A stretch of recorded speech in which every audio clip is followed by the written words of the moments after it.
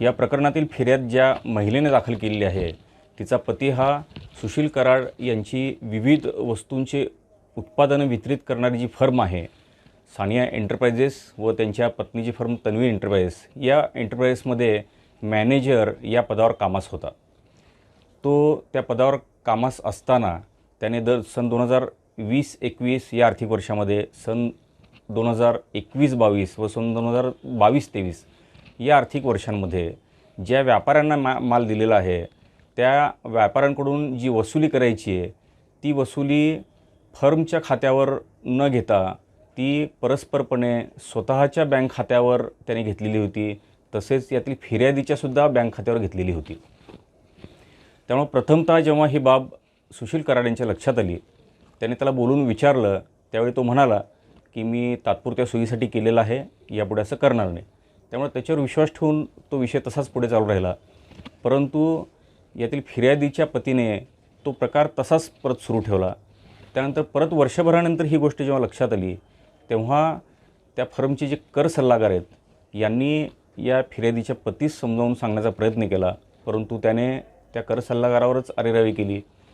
परंतु जेव्हा 3 वर्षाच्या ऑडिटनंतर ही बाब जेव्हा लक्षात आली की खूप मोठी रक्कम ही परस्पर दुसरीकडे वळती झालेली आहे, तेव्हा या फिर्यादीच्या पतीस जेव्हा सुशील कराडांनी बोलून विचारलं व त्याला सांगितलं की तुझे सगळे बँक स्टेटमेंट आणून दे, ते आपण खात्री करून घेऊ आणि समोर बसून बोलू या विषयावर, तेव्हापासून या फिर्यादीचा पती व फिर्यादी हे दोघे बीड शहरातून गायब झाले। त्यामुळे शेवटी कंटाळून सुशील कराड यांनी त्या दोघांविरुद्ध परळी शहर पोलीस स्टेशनमध्ये भारतीय दंडविधान कलम 406, 408 व 420 या कलमांमुळे गुन्हा दाखल केला। तो गुन्हा त्यांनी 19 जुलै रोजी दाखल केला।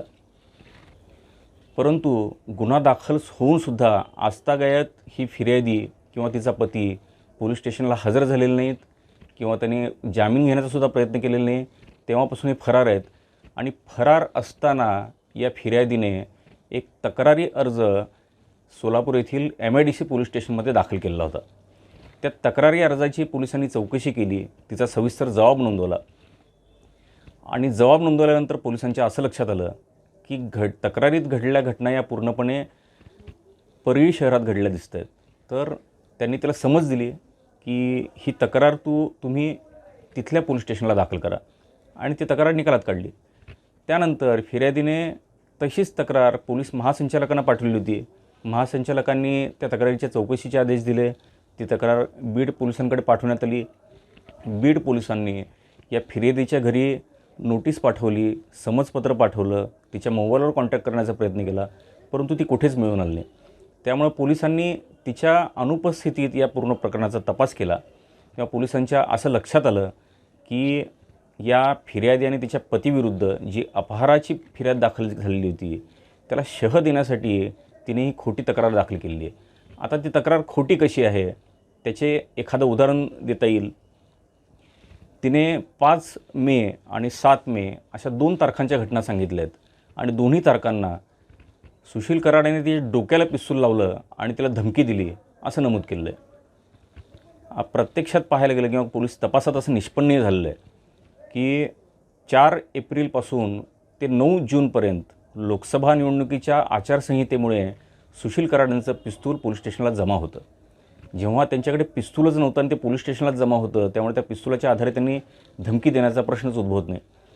अशी एक खोटी तक्रार तयार करण्यात आली आहे। ती खाजगी फिर्याद आहे। त्याने त्या खाजगी फिर्यादीमध्ये पोलिसांमध्ये गुन्हा नोंद करावा अशी मागणी केलेली आहे। नाही असं त्या तपासातून दिसून येतं।